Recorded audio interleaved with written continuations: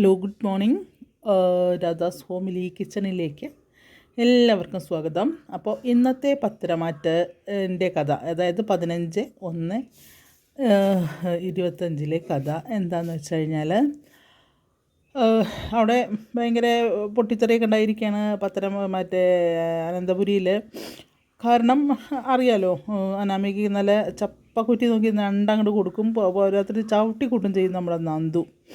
അത് കഴിഞ്ഞ് വീട്ടിലെത്തി അവിടെ ഭയങ്കര ചർച്ചയും പക്ഷേ ഇതൊക്കെയാണ്. അതിൽ മുത്തശ്ശൻ പറയും, നീ ചെയ്ത ഒട്ടും ശരിയായിട്ടില്ല, ഒന്നില്ലെങ്കിൽ അനി കാണാൻ പോയത് അനിയുടെ എടുത്തിയമ്മയാണ്. അപ്പോൾ അങ്ങനെ അതിന് നിനക്ക് കുറ്റം പറയാനൊന്നും പാടില്ല എന്ന് പറയും. അപ്പോൾ ആദർശേട്ടൻ പോകണില്ലേ, പിന്നെ എന്തിനാണ് അവൻ പോണത് എന്ന് നോക്കിയാൽ, അല്ലെങ്കിൽ അവളെ കാണാൻ പോകുന്നത് എന്തിനാ, അങ്ങനെ എങ്ങനെയെന്നൊക്കെ പറയുമ്പോൾ മുത്തശ്ശൻ പറയും, നീ നിൻ്റെ എടുത്തിയമ്മ നിൻ്റെ അമ്മയുടെ സ്ഥാനമാണ് നയനമോൾക്ക്, അങ്ങനെയുള്ള നീ അങ്ങനെ വിളിക്കാൻ പാടില്ല, നിന്നോട് ഞാൻ പറഞ്ഞിട്ട് നിൻ്റെ സ്വഭാവം മാറ്റേണ്ടത് അത് അത്യാവശ്യമാണ് എന്നൊക്കെ പറയും. അപ്പോൾ ഞാൻ ചിന്തിക്കുന്നത് എൻ്റെ ശരിയാണ്, അതുകൊണ്ട് എൻ്റെ സ്വഭാവം മാറ്റാൻ പറ്റില്ല മുത്തശ്ശ എന്ന് പറഞ്ഞാൽ അനാമികയാണ്ട് പോവുകയാണ്.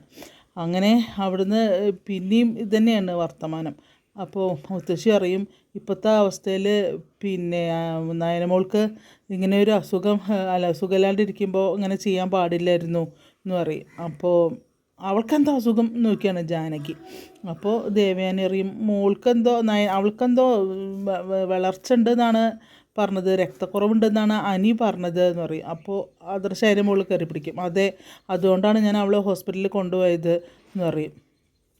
അപ്പോൾ അങ്ങനെ അങ്ങോട്ടും ഇങ്ങോട്ടും സംസാരിക്കുക. അപ്പോൾ പറയും, ഈ മുത്തശ്ശൻ പറയും, നീയും ദേവയാനിയും ജാനകിയും മരുമക്കളായി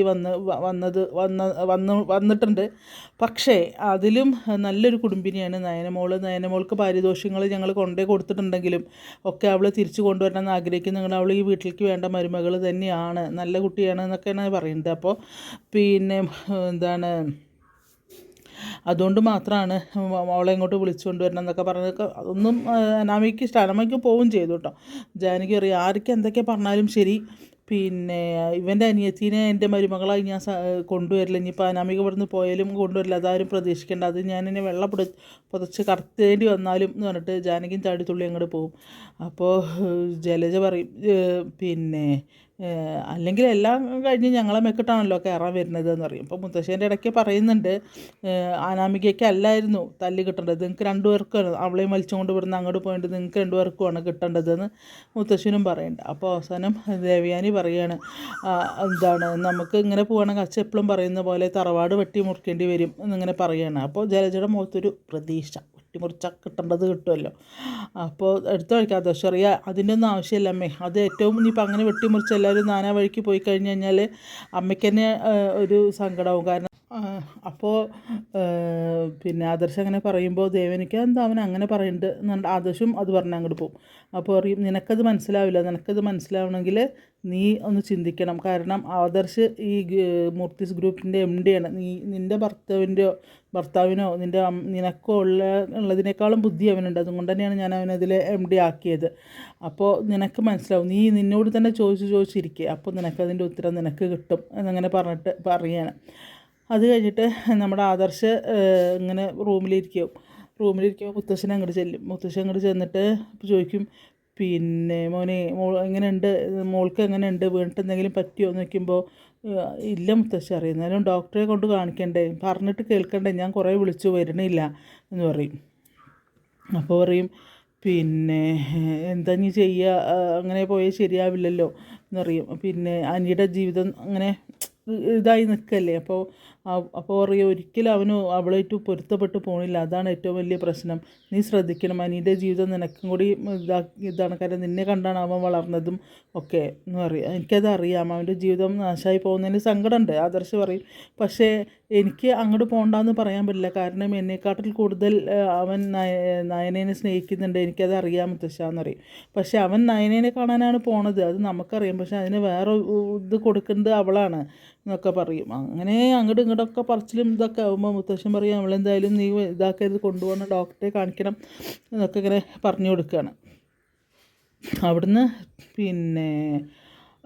എന്താ പറയുക, പിന്നെ കാണിക്കുന്നത് നമ്മളുടെ നയനിയും നന്ദും കൂടെ ഇരുന്ന് സംസാരിക്കുന്നതാണ്. അപ്പോൾ നന്ദുവിനോട് പറയും, മോളെ നീ ഇങ്ങനെ ദേഷ്യം പിടിക്കരുതായിരുന്നു, പിന്നെ നിനക്ക് കുറച്ച് ഇത് കൂടുതലാണ്, നീ എന്തിനാ അങ്ങനെ ദേഷ്യം പിടിക്കുന്നത് എന്നൊക്കെ പറയും. പിന്നല്ല, എന്നെ എന്ത് വേണമെങ്കിലും പറഞ്ഞോട്ടെ, ഒരുപാട് ഞാൻ സഹിച്ചു, എന്നെ എന്ത് വേണമെങ്കിലും പറയാം, പക്ഷേ ചേച്ചി എന്തിനാ അവൾ പിടിച്ച് തള്ളിയത്, അതുകൊണ്ട് തന്നെ ഞാൻ അവളെ തല്ലിയത്, പക്ഷേ ഇത് പലവട്ടമായി ഞാനിത് സഹിക്കുന്നു, ഇനി എനിക്കിത് സഹിക്കാൻ പറ്റില്ല എന്നൊക്കെ പറയും. എന്നെ എന്തോ ചെയ്തോട്ടെ, എന്തോ വേണമെങ്കിൽ പറഞ്ഞോട്ടെ, എനിക്കതൊരു പ്രശ്നമേ അല്ല എന്നിങ്ങനെ പറയൂ കേട്ടോ. എന്നാലും ഒന്ന് ഇതാവായിരുന്നു അറിയാം അനിയെ പാവം എല്ലാ കുറ്റവും അവളുടെ തലയിലേക്കാണ്. കാരണം അവൾ വിളിച്ചിട്ടാണ് വരുന്നത് അനിയെന്നാണ് എല്ലാവരും പറയുന്നത്. അങ്ങനെ പറഞ്ഞുകൊണ്ടിരിക്കുമ്പോഴേക്കും അച്ഛനും അമ്മയും കൂടി കേട് വരിക ഓടി വരികയാണ് കനക. അപ്പോൾ മോളെ എന്തെങ്കിലും പറ്റിയോ എന്ന് വെച്ചിട്ട്, ഇല്ല അമ്മ എനിക്ക് കുഴപ്പമൊന്നുമില്ല എന്ന് പറഞ്ഞു. പെട്ടെന്നൊന്ന് വീണത്. അമ്മ ഇങ്ങനെ പറഞ്ഞു വയ്ക്കുമ്പോൾ ജാനകി വിളിച്ചിരുന്നു, അനിയുടെ അമ്മ.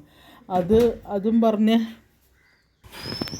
അപ്പോൾ പിന്നെ ആദർശ് മോനെ വിളിച്ചിരുന്നു എന്നിങ്ങനെ പറയുക. അപ്പോൾ പറയും എന്തൊക്കെയാണ് അവർ പറഞ്ഞതെന്നറിയാം, ഞാൻ വിശദമായിട്ട് വിവരങ്ങളൊന്നും പറഞ്ഞില്ല, അമ്മ വീട്ടിലേക്ക് വേഗം ചെല്ലുന്നേ പറഞ്ഞുള്ളൂ എന്ന് പറയും. അപ്പോൾ പിന്നെ ഒക്കത്തിന് നിന്നെ പറഞ്ഞാൽ മതിയല്ലോ എന്നിട്ട് നന്ദുവിനെ മെക്കിട്ട് കയറും. അപ്പോൾ നന്ദു പറയും, ഞാനെന്ത് ചെയ്തു അമ്മേ, ഞാൻ പറഞ്ഞിട്ടൊന്നുമല്ല അനി വരുന്നത്, അപ്പോൾ നിനക്ക് പറഞ്ഞുകൂടെ ഇങ്ങോട്ട് വരണ്ടെന്നുള്ളത്.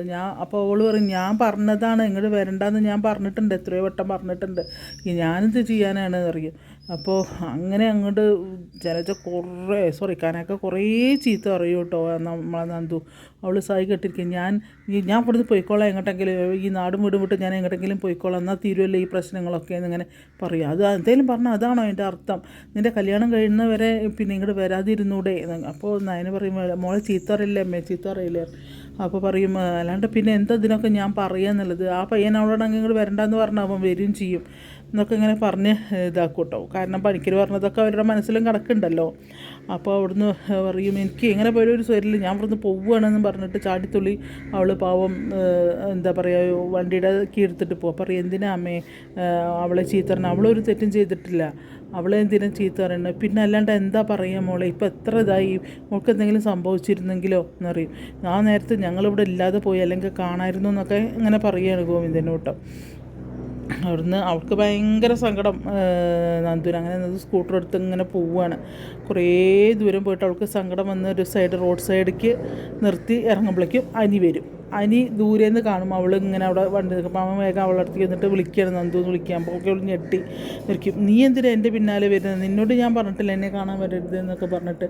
അപ്പോൾ പക്ഷേ നിന്നെ ഒന്ന് കാണണമെന്ന് ഞാൻ വിചാരിച്ചിരിക്കുകയായിരുന്നു, നിന്നെ ഒന്ന് കാണാൻ ഞാൻ മനസ്സുകൊണ്ട് വിചാരിച്ചിരിക്കുകയായിരുന്നു, അപ്പോഴേക്കും നീ വന്നു. ദൈവത്തെ ഓർത്ത് ഇങ്ങനെ വരരുത്, മറ്റുള്ളവരെ കൊണ്ട് പറയിക്കല്ലേ, ഞാൻ എന്ത് തെറ്റാണ് നിന്നോട് ഞാൻ ചെയ്തതെന്ന് ഓർക്കുമ്പോൾ നീ എന്താ നന്ദു ഇങ്ങനെയൊന്നും അറിയാത്ത പോലെ സംസാരിക്കുന്നത്. അപ്പോൾ പറയും, നിനക്കറിയാഞ്ഞിട്ടാണ് നന്ദു, എനിക്ക് എൻ്റെ സൗണ്ട് ഞാൻ ആരോട് പറയും, ഞങ്ങൾ കല്യാണം കഴിഞ്ഞു എന്ന് തന്നെയുള്ളൂ, ഒരിക്കലും ഞാൻ അവളെ സ്നേഹിച്ചിട്ടില്ല, ഇതുവരെ ഞങ്ങൾ ഒരു കുടുംബ ജീവിതം പോലും തുടങ്ങിയിട്ടില്ല എന്നൊക്കെ ഇങ്ങനെ പറയുമ്പോൾ അവളിങ്ങനെ അന്തം വിട്ട് നിൽക്കുക. നീ വിശ്വസിക്കുക എന്ന് പറയും. അപ്പോൾ പറയും, പിന്നെ എന്തായാലും ഇനി അങ്ങോട്ട് വരരുത്, അങ്ങോട്ട് വന്നു കഴിഞ്ഞാൽ ഇതും കേൾക്കും എന്നൊക്കെ പറഞ്ഞിട്ട് ഇങ്ങനെ കുറേ രണ്ടാളും കൂടെ നിന്ന് ഇങ്ങനെ സംസാരിച്ചുകൊണ്ട് നിൽക്കുകയാണ് കേട്ടോ.